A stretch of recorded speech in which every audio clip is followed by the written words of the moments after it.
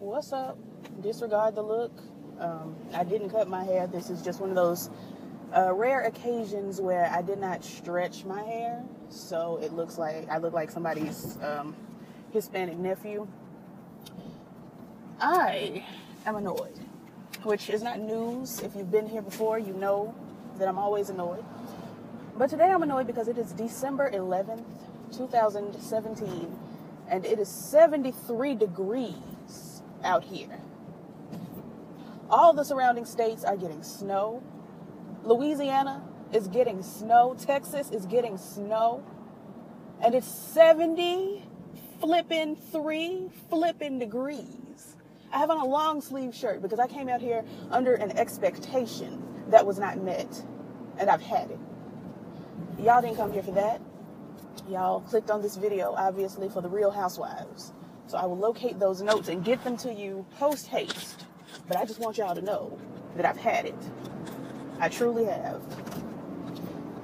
Now let's get over to the notes.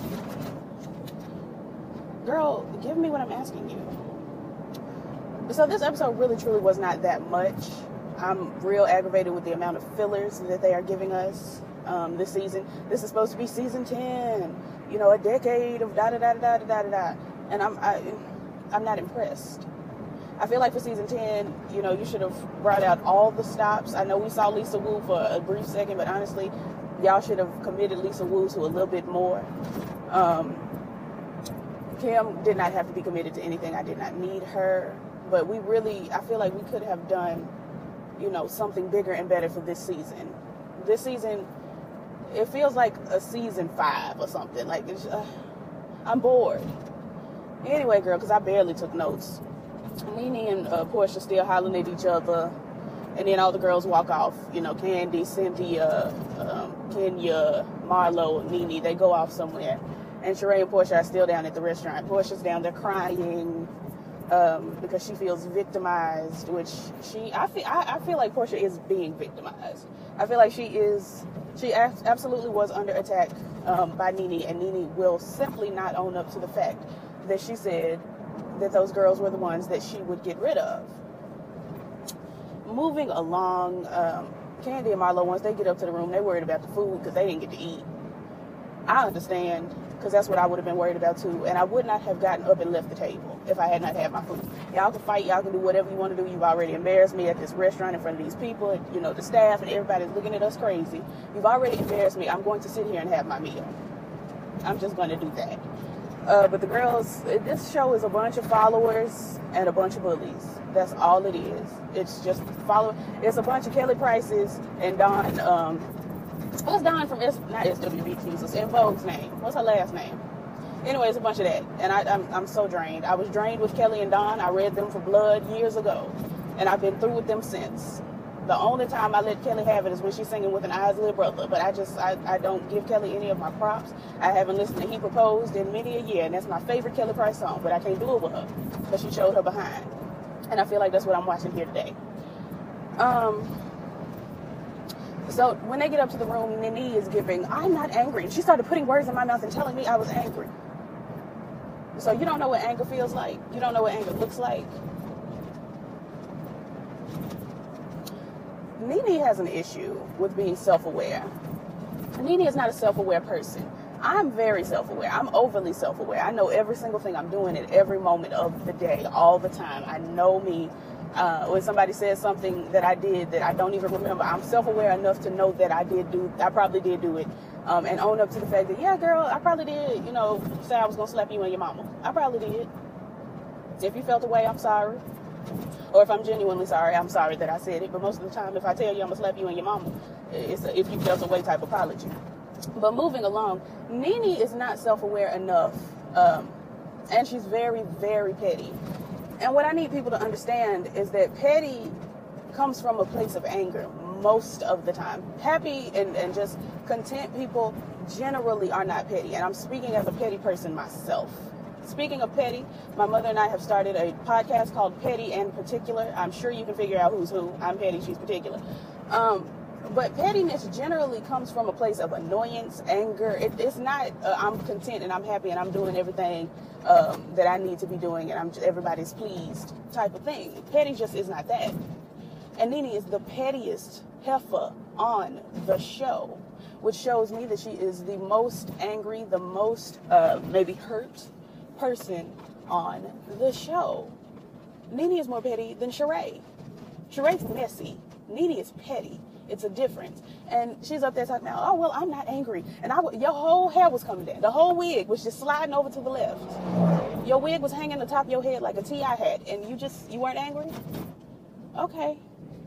So Kandi's over there. She has a lot to say about this little Porsha situation. And I don't have time. Kandi really, she's just, I'm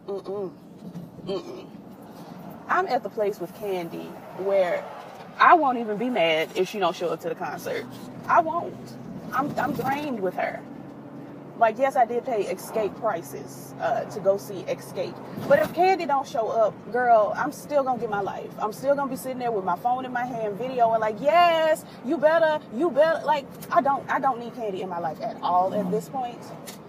And it's a shame because for however, 7, 8 years that she's been, in my face on TV all the time, I've felt very nonchalant about Kandi. It's always been very, yeah, that's Kandi over there. She does one or two little ditties. She did that one song with, with T-Pain, and, she used to wear her hair like a peacock and, all of that. I just always felt very like, okay, Kandi's over there. She's Kandi. Praise God. And that was that. But, in the last couple months, girl, watching the Escape show and watching Real Housewives of Atlanta, and, oh, Jesus, I cannot do it with Kandi. She's wearing me down. And those bangs she had on last evening were also wearing me down. I'm tired. Porsha made mention to NeNe's wig being up in the back, and I said, yes. Yes, it was. And Kandi goes on to say she will never be friends with Porsha again, and I'm really trying to understand. I need somebody to comment. Y'all don't never comment and tell me this. I need someone to let me know if you think Kandi is right in being so extra with her feelings towards Porsha, because she's acting like they broke up. She's acting like, and I understand friendships, like close friendships and breakups are very similar sometimes. But Kandi is acting more like, more upset and more vicious and malicious towards Porsha than she was acting towards Tamika Scott. And I'm just trying to understand. And people are like, oh, well, Kandi is acting nice with Tamika because she's going to go on the tour and she's going to make all this money and, it's about the coin. But Kandi is on the show with Porsha also making a coin. So that don't fly for me. It just truly does not fly for me. That, oh, yeah, she's going to be nice to Tamika because they got to be on the tour together and, they have to make the coin. When it's the same thing to me. But it just does not make sense for Kandi to be, and maybe it's just too fresh. Maybe the thing with Tamika was, a decade ago or so, and, she has had time or something. But it's on my nerves. It's all that is. Porsha's mama calls her and is on her way to a barbecue, and I said, girl, same. Very same. I'm on my way to a barbecue. I don't have time. I just simply don't have. That's going to be my new thing. Anytime anybody asks me what I'm doing, girl, I'm on my way to a barbecue. Because that's the least problematic thing you could ever do, is be on your way to a barbecue as a black person. I don't know. Oh, girl. Like, who you thought was talking? Anyway. As a black person, that is like just the most normal thing that you could be doing. But anyway, she tells Porsha, you don't need to hang out with NeNe no more, because what kind of 50-year-old woman, treats her so-called little sister like that, blah, blah, blah. I don't have time. I just simply do not have the time. Anyway, girl, this the next day. The girls splitting up, but they get on a trolley together. And I'm like, y'all could have took separate trolleys too, but whatever. So anyway, they on this trolley. They get to talking about Kenya's grandmama, and how she is going on to glory.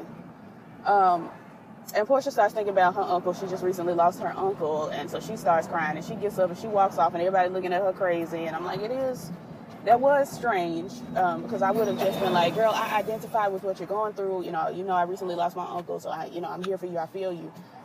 But maybe she got up because she didn't want to break down in front of Kenya and make her break down. But anyway, child, she got up, walked to the end of the trolley and was hollering and carrying on. Cynthia gets up, goes and sits with her, and she's, Porsha's talking about, I don't know, girl. They got to talking about NeNe, though. And Cynthia was like, I went through the same thing with NeNe, and we weren't friends for years, and blah, blah, blah, blah, blah. And I'm like, NeNe is just not that important to me. If NeNe wants to act ridiculous and be a fool, she can be ridiculous and a fool over there. Why are we so centered around Lenethia Leaks under her wigs? What is... We are adults. We do not... they act like fourth graders, and I can't. Anyway, girl, they get to start, they're on the streets now, and they separated from each other, and they talking about Tyrone, honey, and apparently Tyrone is a con artist. Con artist. I was like, how's NeNe pronouncing con artist?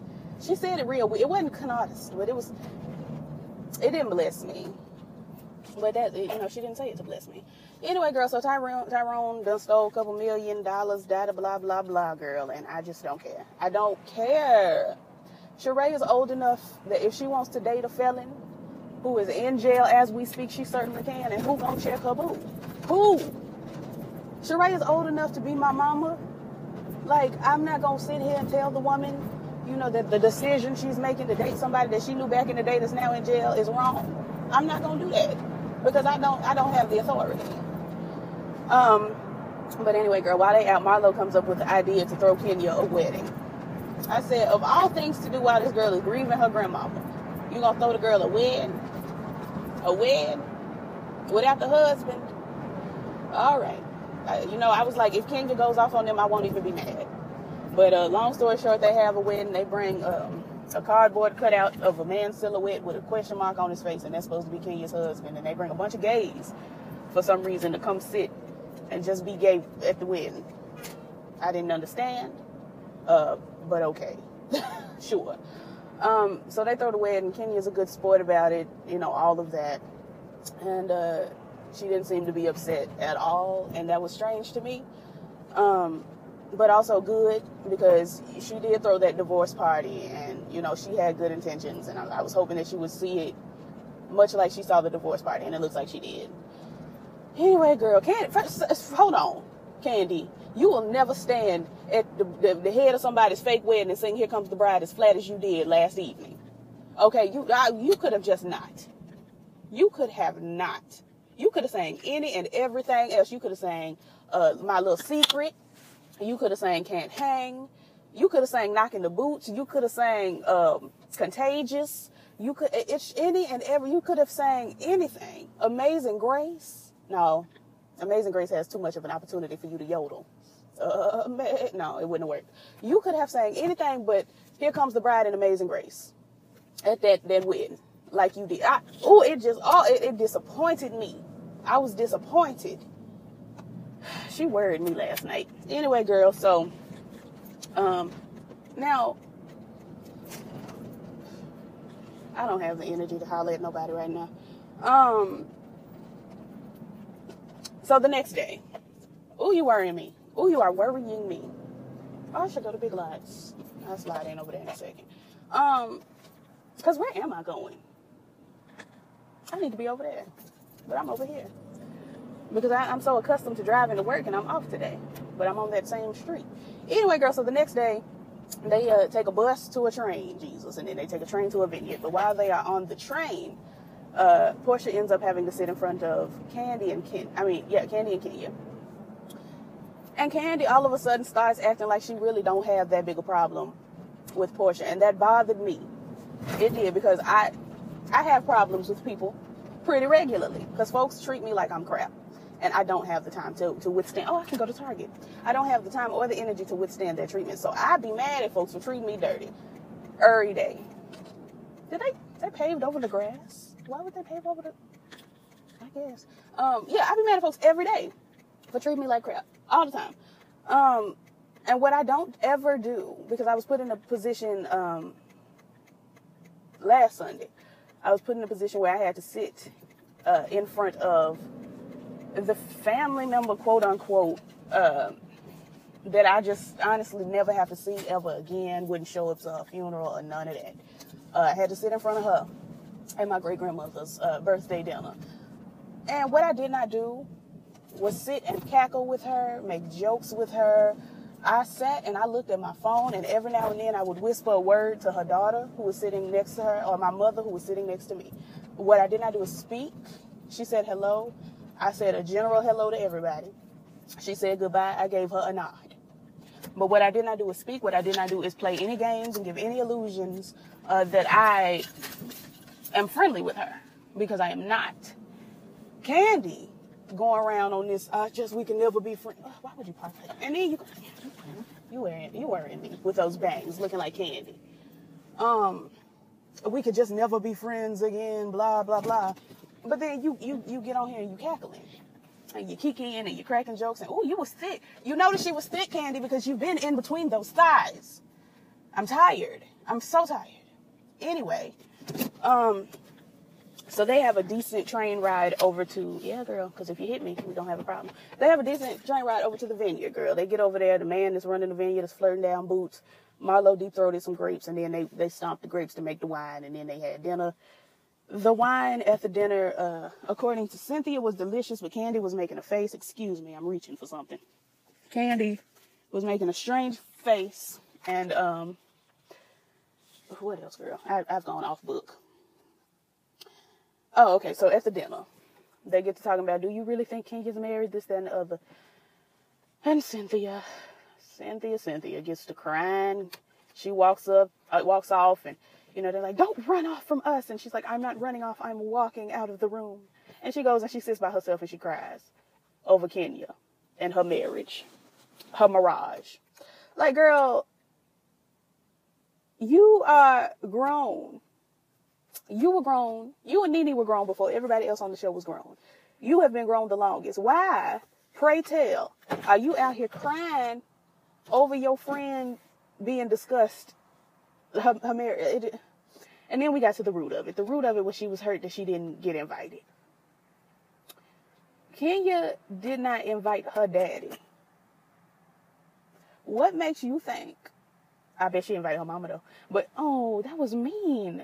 I am so mean-spirited. Petty, all up in here. Petty. P-E to the T-T-Y. Petty. I just am. I'm sorry. But she did not invite her own biological father. Now, if I were getting married, I would invite my biological father. I would call down to Atlanta and say, DeBrat, please come to my wedding. I would love to have you there. I would love for you to give me away. But that's me. Moving along, Cynthia's over there. She's crying down boots. And it's just, oh, my friend got married and she didn't tell me. And I'm like, girl, like, settle down. It's okay. It is all right. I'm sure you have done things and not told your good girlfriends before. Like, maybe Cynthia is an open book and she tells all her friends everything all the time, but I certainly don't. So it didn't make sense to me, but she was crying. And Lenithia, who actually looked decent. She looks best because we've seen 3 stages of this wig. The up bun that was a mess. Then she had a higher ponytail that was also a mess. And now she was wearing a low ponytail that was less of a mess. And it actually, I could work with that low ponytail. And then she had on that silver, shirt thing. And she looked good. I will give Lenithia her props. She did not look better than Cynthia, because who does? Honestly, who will? But she goes over there and she's trying to figure out why Cynthia's crying, and Cynthia explains everything I just explained. NeNe is really upset with Cynthia for being so involved in Kenya's life, because she's less involved in Cynthia's life. That was it. Like, comment, subscribe, all the things the YouTubers say, and I will catch y'all when I catch y'all again. Peace.